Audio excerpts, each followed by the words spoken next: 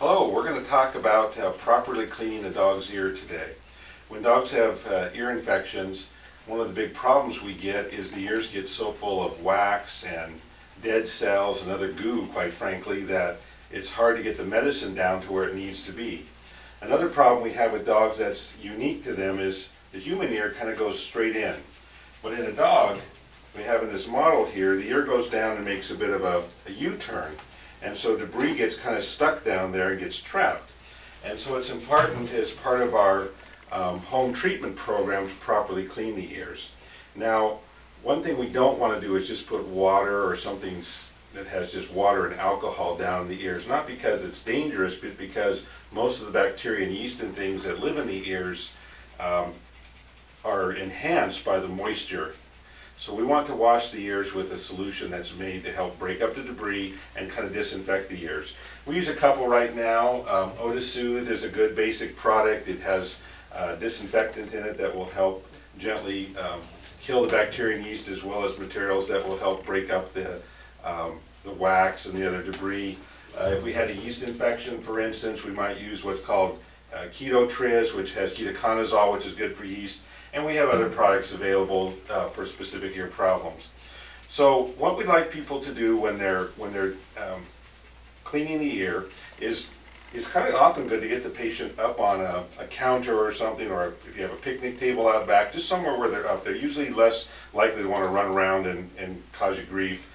And then you want to hold the ear up, take one of the solutions, and completely fill the ear canal. We're not going to actually do it here, we're just going to demonstrate, but we're going to fill the ear clear to the top, so we have a little reservoir of fluid up there. And then with the ear held up with one hand, I'll take the other hand, and you can feel the little canal. It runs down this direction. You'll feel a little notch on both sides. And if you'll grab that with the opposite hand, keeping the ear held up, and then massage very vigorously for 15 or 20 seconds, you should get a nice squish, squish, squish for that liquid in there. And you should often, if the ear is very dirty, you'll see the clear solution turn to kind of a muddy brown or yellow as you go. So you're going to really stir that up. And I always tell people, think of it as you put clothes in the washing machine, you put water in. If you never agitate it, they're really not going to get clean. Of course, as soon as you finish, you're going to let the ear go, and the dog's going to do what? It's going to shake his head, and everything's going to go flying out. And at that point, a lot of the debris that's been down deep has been brought to the surface. And that's when we take a cotton ball. If you just want to grab a cotton ball there, Dr. Brown, I've got Sparky.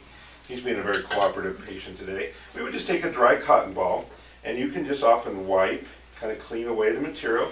You don't have to go way down in, although you could kind of break the cotton ball down a little bit and kind of just push it in and twist it around a little bit, and that's going to get the debris out. And after you do that and repeat on the opposite side, give the ear an hour or two to kind of dry out, get the rest of the solution out, and then put your medications in. It's not a good idea to medicate right afterwards, because that's going to dilute the medication. We want that medicine to get down in there.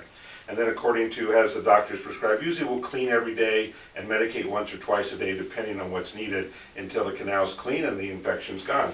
So remember the simple steps. Hold the ear up, fill it completely, massage vigorously, and after our good patient here shakes his head and throws everything around, by the way, that's a good idea to do this out in the backyard rather than in your living room. It'll make a little bit of a mess. Then you just wipe and clean it. It's as simple as that.